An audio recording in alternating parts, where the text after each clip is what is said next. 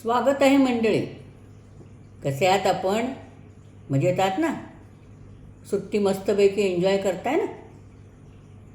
आता थोडंसं आपण संस्कृतकडे वळूया. आजच्या भागामध्ये एक प्रहेलिका, संस्कृतमध्ये म्हणतात प्रहेलिका, आपण मराठीमध्ये म्हणतो कोडं, तसं एक संस्कृतमधलं कोडं आपण पाहणार आहोत. अर्थात श्लोक आहे, बघूया. राक्षसेभ्यः सुतां हृत्वा जनकस्य पुरीं ययौ अत्र कर्ता गुप्तः यो जानाति स पंडितः. आता आपण आधी मराठीत वरवरचा अर्थ बघूया. काय म्हटलंय? राक्षसेभ्यः म्हणजे राक्षसांकडून, सुतां हृत्वा, सुता म्हणजे मुलगी. आता कोणाची? पुढे शब्द आहे जनकस्य, जनकाच्या मुलीला, हृत्वा म्हणजे तिचं हरण करून, तिला घेऊन,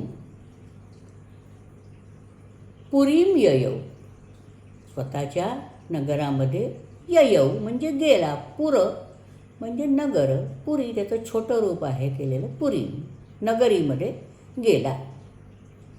मग राक्षसांकडून जनकाच्या मुलीला घेऊन, जनकाच्या मुलीचं हरण करून स्वनगरीला गेला, अशा पहिल्या ओळीचा अर्थ झाला. दुसरी ओळ अशी आहे, अत्र कर्ता गुप्तः. या वरच्या ओळीमध्ये अत्र म्हणजे इथे, कर्ता गुप्तः, कर्ता हा दिलेला नाही, माहीत नाही, कोण गेला, दिलेलं नाही. यो जानाति स पंडितः, पण याचं उत्तर जो जाणतो की कर्ता कोण आहे, स पंडिता, तो खरा विद्वान आहे. आता कसा त्याचा आपण अर्थ लावायचा? तर जो पहिला शब्द आहे राक्षसेभ्यः, त्याच्यामध्ये समास घेतला तर असा आहे, राक्षसानां एभ्यः. एभ्यः शब्दाचा अर्थ आहे राजा. मग राक्षसानां एभ्यः म्हणजे राक्षसांचा राजा. अर्थात कोण आपल्याला माहिती आहे, रावण.